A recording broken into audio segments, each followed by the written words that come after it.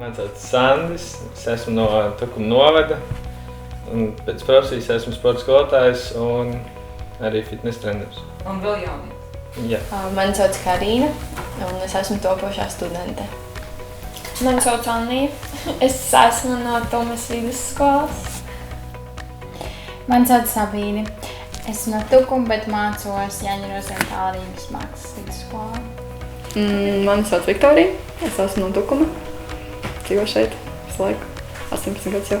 Es esmu Rūta, un es pārstāvu kā students Latvijas universitāti jau 5. gadu, un laikam vēl kādus 5 vismaz uz priekšu vēl pārstāvēšu. Un otrs ir Smārdas pamatskola, kur es strādāju par pirmsskolas izglītības skolotāju. Mani sauc Viktorija, un es esmu no Tukuma 2. pamatskolas. Un es pieteicos šajā velobraucienā, lai pierādītu sev, ka es to varu un iepazīties ar jauniem cilvēkiem. Es pieteicos velobraucienam, jo, manuprāt, ir lieliski, ka mums Tukumā ir tāds jauniešu centrs, kas organizē šādus pasākumus un ir iespēja pilnīgi par baltu velti piedalīties tādā sportiskā pasākumā, kurā tu iegūsti arī tādu kā izaicinājumu ne tikai fiziskā ziņā, bet arī garīgā ziņā, jo tu iepazīsti citus cilvēkus, tu mācies komunicēt ar viņiem. Tas, manuprāt, ir ļoti lieliski. Kāpēc jūs pieteicāties velobraucienam? Tāpēc, ka mēs iespējam būt par tiem jauniešiem vēl pēdējo gadu. Izmantojot, Jā. ne? Tad tā tāda fiksā ideja, un ja nepatīk skriet, tad vismaz jāminās. Es pieteicos šim velobraucienam, tāpēc, ka no iepriekšējām pieredzēm zināju, ka visi pasākumi, kurus rīko jauniešu centrs, viņi ir savā ziņā gan fiziski aktīvi, gan arī dod kaut ko emocionāli.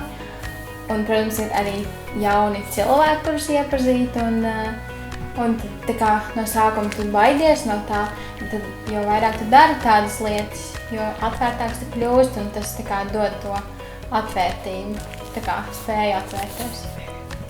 Es vairāk tāpēc, ka man patīk tādas sportiskas aktivitātes, jo man profesija tāda sportiska. Un arī tāpēc, ka pats nāk no laukiem, vai joprojām dzīvoju laukos, un es gribēju redzēt, vai ir kāda atšķirība. Tā teikt, ka Tukuma novadā citās lauku teritorijās, ar jauniešu tā situācija tieši. Vai ir tāpat vai savādāk? Es ieteiktu nesēdēt mājās un pavadīt liederīgu laiku un pieņemt dažādus izaicinājumus, jo tādā veidā var iepazīt daudz jaunus cilvēkus. Un pēc tam, manuprāt, arī kļūt drošākiem un vairāk piedalīties. Jā, noriskēt, jo dažreiz ir tā, ka cilvēki nepiesakās tādiem izaicinājumiem, jo noteikti domā, ka tas ir neiespējami un ka viņi to nespēs izdarīt. Bet ir jāsaņemās un jāriskē. Es ieteiktu noteikti piedalīties, jo tas nav tik grūti, kā tas izklausās, un tas ir ļoti iespējams un paveicams. Un arī ar tiem nobraktiem kilometriem iegūst daudz pieredzes un atmiņas, kuras var nest līdzi tālāk. Es ieteiktu vairāk sekot līdzi informācijai, kas notiek tieši tajā vietā, no kurienes tu nāc. Jo daudz tiešām nezinu, ka tādas lietas notiek. Viņi vēl pasaka, viņi domā, jā, es gribēju piedalīties, nezināju. Informācija arī ir daudz kur, bet viņi tiešām nesako līdzi. Tāpēc arī daudz nepiedalās. Es ieteiktu jauniešiem izkāpt no savas komforta zonas, jo pēc tam tā sajūta, ka tu esi pārvarējis sevi, savus iekšējos mazos demoniņus, slinkumu, tad pēc tam jūties tik labi, tu esi tāds brīvāks. Tā ir tāda brīvība. Teiksim tā, kad es pieteicos velobraucienam, es diži daudz nedomāju, kur mēs brauksim, ko mēs vispār darīsim. Nekādiem cilvēkiem es vienkārši individuāli pieteicos. Aizbraucu tā kā viena, atbraucu ar vēl 19 domu biedriem. Tā kā tas bija tā interesanti, tā kā jaunas paziņas.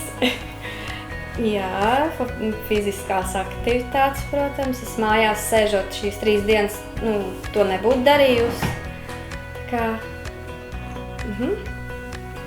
Pirmais, es ceru, ka arī uzlaboju nedaudz savu fizisko formu. Un otrs arī, ka iepazinu daudz savus domu biedrus. Un arī ceru, ka nākotnē vēl tiksimies un kopīgi kādos pasākumos piedalīsimies.